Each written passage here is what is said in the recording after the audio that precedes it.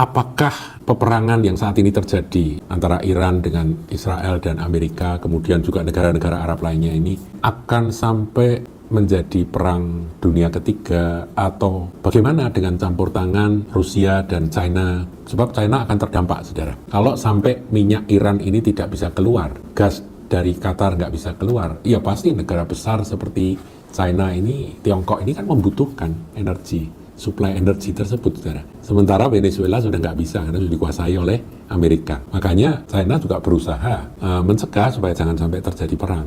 Jadi kita ya just wait and see apa yang akan terjadi. Sebab kalau sampai Iran itu dikuasai oleh Amerika, Tiongkok juga pasti akan mengalami kesulitan tekanan secara ekonomi. Seperti halnya Venezuela. Dulu Tiongkok masih ambil dari Venezuela, tapi begitu Venezuela dikuasai Amerika Serikat, Tiongkok sudah nggak dapat jatah dari sana. Nah ini kan menekan, saudara. Bagaimana? Bahan bakar itu kan darah dari perekonomian, saudara.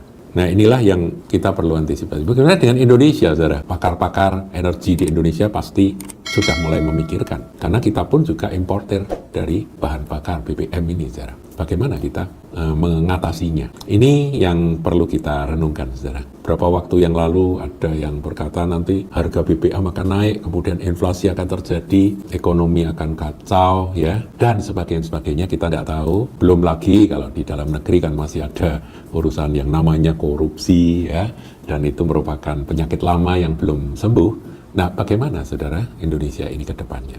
Saya ingin sampaikan, saudaraku, dunia tidak baik-baik saja, Indonesia juga pasti terdampak, karena Indonesia bagian dari dunia. Bagaimana dengan gereja? Bagaimana dengan anak-anak Tuhan? Saudara, kita pun juga harus prihatin, banyak berdoa, banyak minta hikmat Tuhan.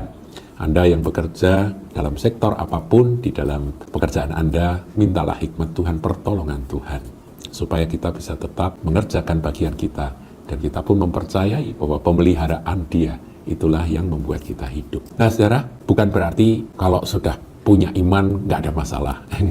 Justru iman itu akan diuji ketika masalah itu datang. Jadi, ke depan, saudara, hari-hari ke depan, bulan-bulan ke depan, kita yang tinggal di Indonesia, meskipun dampak perang itu tidak langsung kita rasakan, tapi dampak ekonomi pasti, cepat atau lambat pasti akan datang. Doakan pemerintahan kita, ya, pemerintahan kita terdiri dari manusia-manusia yang tidak sempurna. Doakan mereka supaya Tuhan kasih hikmat pada presiden, wakil presiden, kabinet, para menteri, semua yang menjadi shareholder dari negara kita Indonesia ini, yang pemegang keputusan, supaya ada hikmat yang dari Tuhan untuk mengatasi situasi yang tidak mudah ini.